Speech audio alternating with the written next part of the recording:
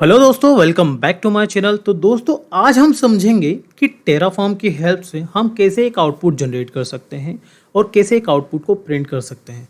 तो सिंपली मैं डेस्कटॉप पे जाके एक फोल्डर क्रिएट कर लेता हूँ और उस फोल्डर का नाम रख देता हूँ टेराफॉर्म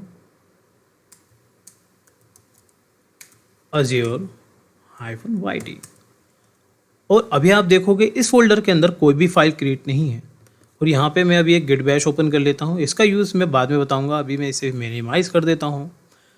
ओके दोस्तों, अब हम ओपन करने वाले हैं अपना विजुअल स्टूडियो, जहाँ पे हम कोड रन करने वाले हैं। ओके, तो फाइल वाले सेक्शन पे जाके हम ओपन फोल्डर करते हैं और जो रिसेंटली हमने एक फ़ोल्डर क्रिएट किया है उसे हम सेलेक्ट कर लेते हैं। तो जैसे ही हम इस फोल्डर के अंदर आते हैं, यहाँ पे आप देख पाओगे कोई भी फाइल क्रिएटेड नहीं है। तो सिंपली हम यहाँ पे एक फ़ाइल क्रिएट कर लेते हैं first.tf। और first.tf क्या होता है? तो दोस्तों, जब भी हम टेराफॉर्म के अंदर कोई फाइल क्रिएट करते हैं तो टेराफॉर्म का एक्सटेंशन जो कि tf होता है, तो वो हमें देना पड़ता है। जब भी आप कोई भी फाइल क्रिएट करोगे तो हमें tf फाइल देना ही पड़ेगा, तभी ये फाइल एग्जीक्यूट होगी। ओके दोस्तों, अभी हमने ये देख लिया है कि हम मैनुअली कैसे फाइल क्रिएट कर सकते हैं विजुअल स्टूडियो पे। ओके, थोड़ी देर पहले ही मैंने एक गिट बैश ओपन किया था, इसको मैं थोड़ा जूम कर देता हूँ। ओके, इसे मैं PWD देता हूँ तो आप यहाँ पे देख पाओगे मेरी करंट वर्किंग डायरेक्टरी, जहाँ पे अभी मैंने फोल्डर क्रिएट किया था, ये मेरा फोल्डर का नाम रहा है। यहाँ पे जैसे ही मैं ls करता हूँ तो जो फाइल अभी मैंने क्रिएट की थी वो आ चुकी है।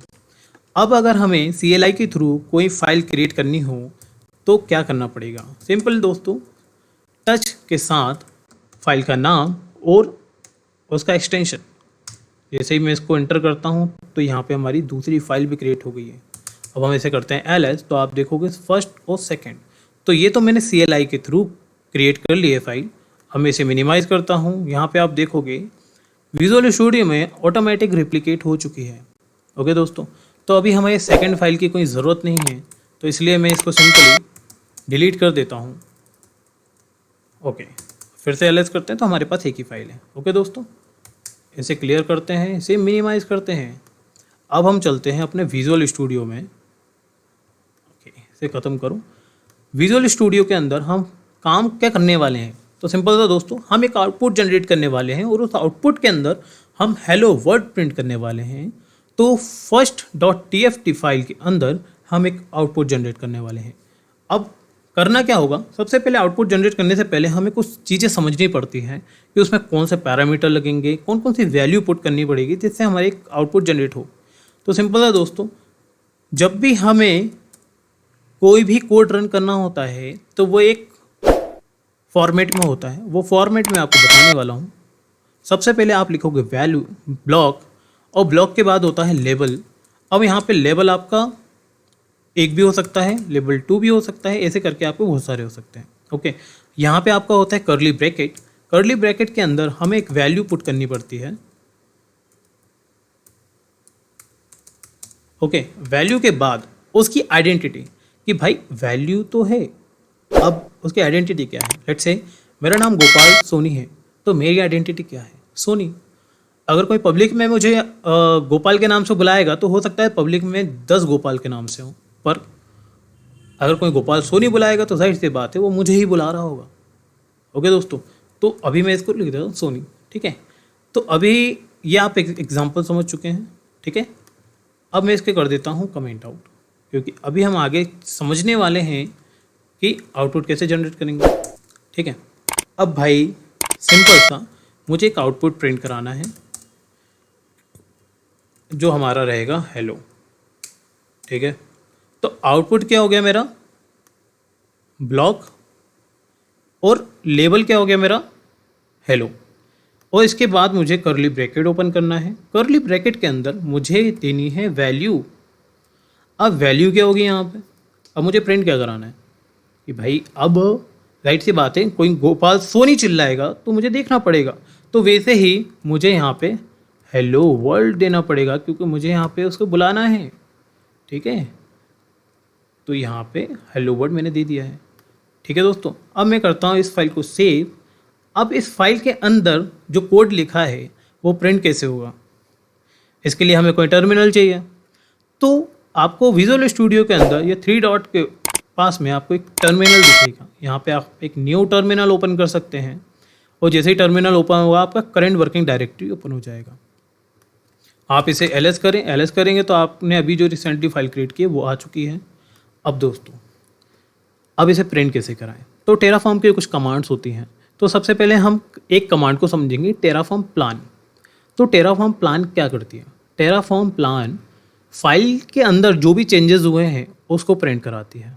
ओके, तो लेट्स से अभी मैंने हेलो वर्ल्ड प्रिंट किया है, तो मैं चलता हूँ टेराफॉर्म प्लान। तो जैसे ही मैं इसको एग्जीक्यूट करूँगा तो हेलो वर्ल्ड हमारा आ जाएगा। तो आप देख पा रहे हैं यहाँ पे मेरा प्रिंट हो चुका है हेलो वर्ल्ड।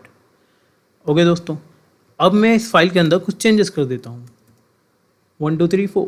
ठीक है, फाइल को करता हूँ सेव। अब फिर से मैं टेराफॉर्म प्लान एग्जीक्यूट करता हूँ तो आप देखोगे मेरी अपडेट हो चुकी है फाइल। गॉट इट दोस्तों? तो ये तो मैंने विजुअल स्टूडियो के अंदर टर्मिनल पे जाके इसको एग्जीक्यूट करा दिया है। अब आप बोलोगे कि भाई मुझे यहाँ से नहीं करना है, मैं CLI पे काम करता हूँ, मैं CLI से एग्जीक्यूट करना चाहता हूँ। तो अभी रिसेंटली हमने गिट बैश ओपन किया था, यहाँ से मैं गिट बैश ओपन कर रहा हूँ, यूज़ कर रहा हूँ सॉरी। यहाँ पे मैं एलएस करता हूँ, यहाँ में मेरी फाइल है। Got it? अब मैं यहाँ पे अपना एक टेराफॉर्म की कमांड चला रहा हूँ, सेम प्लान करते हैं। तो यहाँ पे आप देखोगे मेरी हेलो वर्ल्ड 1 2 3 4 आ चुकी है। सिंपल सा, मैं फिर से इस फाइल के अंदर चेंजेस करता हूँ, 5 4 7 5 6 7 हो गया। फाइल को सेव करते हैं। फाइल को सेव करने के बाद फिर से हम कमांड को एग्जीक्यूट कराते हैं। आप देख पाओगे यहाँ पे मेरी फाइल अपडेट हो चुकी है। ओके दोस्तों, तो अब बात करते हैं, भाई ये तो हमने कर लिया है, आउटपुट हमने जनरेट कर लिया है, एग्जीक्यूट हो चुकी है हमारी फाइल। अब भाई आउटपुट का यूज़ क्यों होता है, किस लिए करते हैं हम आउटपुट का यूज़? तो भाई टेराफॉर्म में लेट्स से आपने एक बहुत बड़ा इंफ्रास्ट्रक्चर बिल्ड किया है टेराफॉर्म की हेल्प से। उसमें कुछ पर्टिकुलर रिसोर्सेज हैं, लेट्स से वर्चुअल मशीन की डिस्क है और हर रिसोर्सेज की कोई ना कोई आईडी होती है। और लेट्स से कि वर्चुअल मशीन की डिस्क है और उस डिस्क की आईडी क्या है वो मुझे प्रिंट कराना होता तो मैं आउटपुट यूज़ करूँगा। अगर मुझे वर्चुअल मशीन के IP एड्रेस को प्रिंट कराना हो तब भी मैं आउटपुट ही यूज़ करूँगा। तो दोस्तों, किसी भी रिसोर्स के ID को या नाम को हमें आउटपुट देना हो तो हम आउटपुट की हेल्प से उसे प्रिंट करा सकते हैं। ओके दोस्तों, तो इस तरह से हम एक कॉमन सी नॉर्मल सी फाइल को जनरेट कर सकते हैं, आउटपुट ऐसे प्रिंट करा सकते हैं। तो आई होप वीडियो आपको पसंद आया हो। वीडियो को लाइक, शेयर और सब्सक्राइब करें। अगर आप चैनल पे नए हैं तो चैनल को सब्सक्राइब करें और हो सके तो ज़्यादा से ज़्यादा लोगों को शेयर करें ताकि वो भी टेराफॉर्म सीख सकें। तो मिलते हैं नेक्स्ट वीडियो में, तब तक के लिए बाय बाय।